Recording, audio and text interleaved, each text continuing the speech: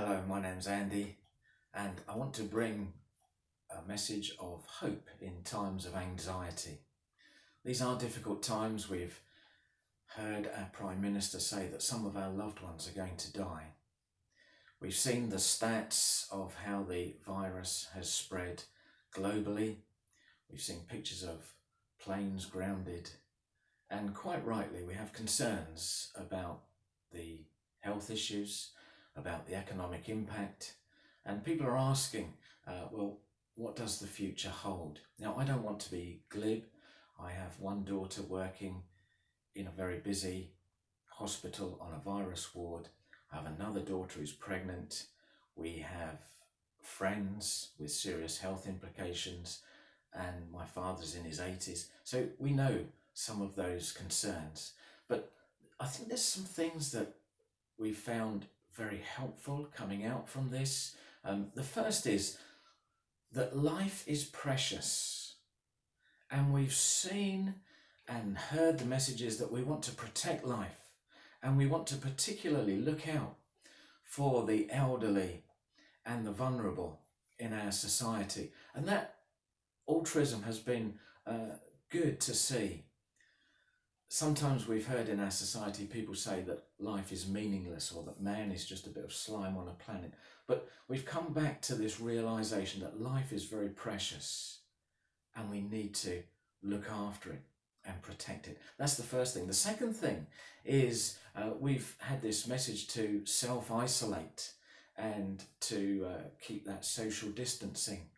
And I think that's been very good. It's almost like we've been given a time where we can reflect on life and the big issues of life. And instead of just running from one thing to another and filling our diaries, we're starting to reflect on the fact that actually life is more important than just having a bigger and better whatever.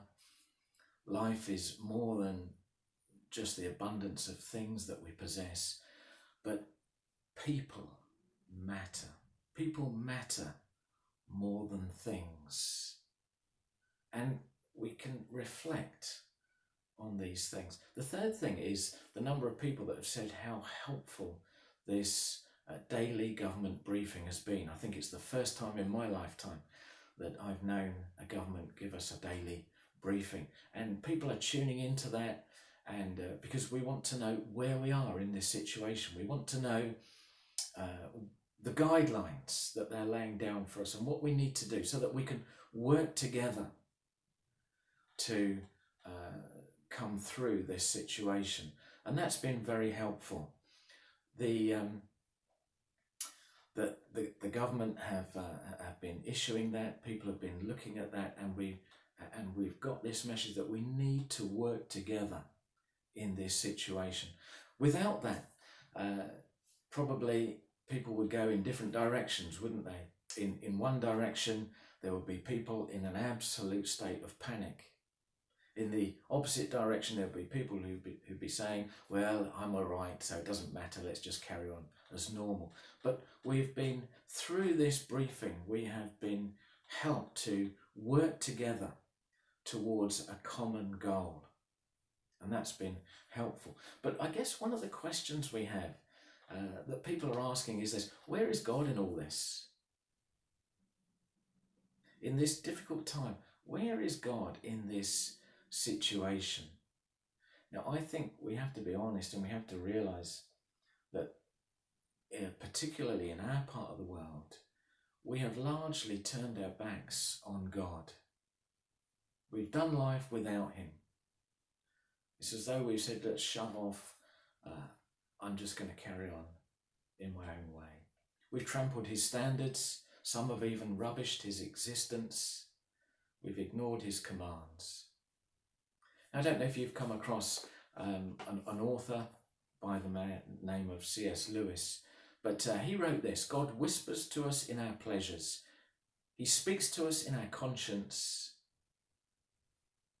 but He shouts to us in our pain. It is God's megaphone to raise a deaf world. And I think God is lovingly speaking to us through this situation. He often uses circumstances to make us think about the most important things of life. And I think that's where we are now. And God is lovingly giving us this wake-up call. And he's reminding us that life is precious. He's given it to us. Our life and breath comes as a gift from him. And we are to reflect on the most important things. And God says that people matter. Whoever they are, however incapacitated they are or vulnerable they are, people matter. And God gives us tremendous guidance throughout the Bible for every situation in life. And it's good for us to look into those. And God tells us that even though we've turned our backs on him, he hasn't forgotten us. He hasn't forsaken us.